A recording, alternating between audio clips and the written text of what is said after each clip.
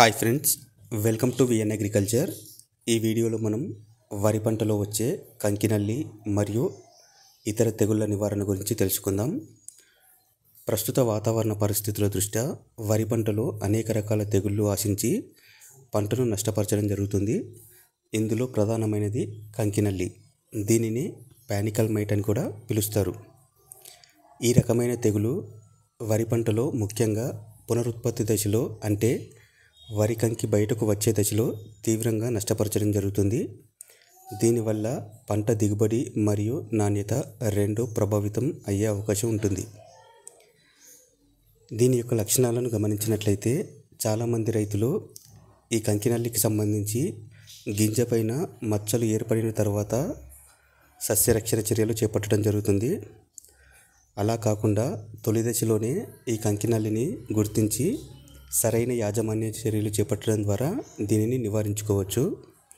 ఎప్పుడైతే మనకు ఆకు తొడుగులు రంగు మారడం కనిపిస్తుందో, అదేవిధంగా మొక్క ఆకులపైన గోధుమ రంగు మచ్చలు కనిపిస్తాయో వెంటనే సరైన యాజమాన్య చర్యలు చేపట్టాలి.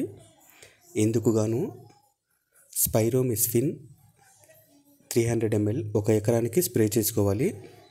దీనితో పాటు 250 ml ప్రొపికొనజోల్ కూడా కలిపి స్ప్రే చేసుకుంటే వరి పంటలో వచ్చే కంకినల్లితో పాటు ఇతర తెగుళ్లను కూడా సమర్థవంతంగా నివారించుకోవచ్చు.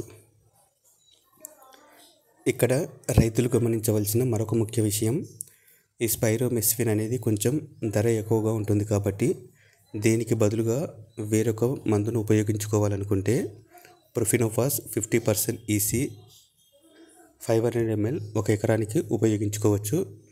అదేవిధంగా ప్రొపికొనజోల్ ప్లేస్లో ట్రైసైక్లోజోల్ కూడా ఉపయోగించుకొని ఈ కంకినల్లితో పాటు ఇతర తెగుళ్లను సమర్థవంతంగా తక్కువ ఖర్చులో నివారించుకోవచ్చు.